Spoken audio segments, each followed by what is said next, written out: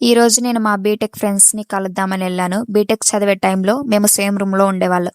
College డేస్లో కలిసి చాలా టైం స్పెండ్ చేసాం. ఇప్పుడు అందరికీ జాబ్స్ వచ్చాయి, డిఫరెంట్ ప్లేసెస్లో ఉంటున్నాం. సో చాలా డేస్ తర్వాత కలుద్దామని నేను వాళ్ళని మీట్ అవ్వడానికి స్టార్ట్ అయ్యా. అలా ఫ్రెండ్స్తో కలిసి కొంచెం అవుటింగ్ కూడా వెళ్ళాం. పెద్ద ప్లాన్ ఏం లేదు, జస్ట్ అలా బయటికి వెళ్దాం, కొంచెం తిరుగుదాం, కలిసి టైం స్పెండ్ చేద్దామని స్టార్ట్ అయ్యాం.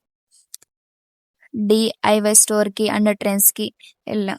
ఏమైనా కొనడానికి కాదు, జస్ట్ అలా ఏమేమి ఉన్నాయో చూద్దామని స్టార్ట్ అయ్యాం. అక్కడ చాలా డిఫరెంట్ థింగ్స్ ఉన్నాయి. ఇంట్లో యూజ్ చేసుకునే items, decorations, stationery, small accessories, ఇలా చాలా వెరైటీస్ కనిపించాయి.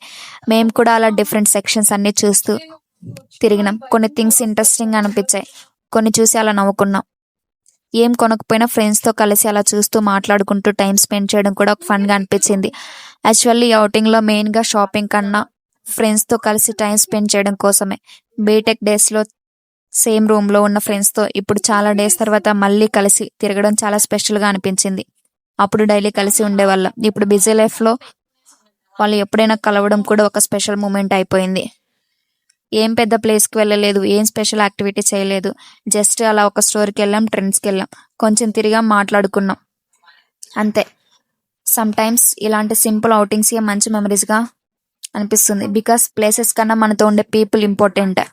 అలా కొంచెం తిరిగి ఫ్రెండ్స్తో టైం స్పెండ్ చేసి ఫైనల్లీ మళ్ళీ రూమ్కి రిటర్న్ అయ్యాను. బిగ్ అవుటింగ్ ఏం కాదు, బట్ ఫ్రెండ్స్తో కలిసి చేసిన ఈ స్మాల్ అవుటింగ్ కూడా మంచిగా అనిపించింది. లైఫ్లో ఎంత బిజీ అయినా ఇలాంటి స్మాల్ మూమెంట్స్ని ఎంజాయ్ చేయాలి. సో ఇది మా మినీ అవుటింగ్.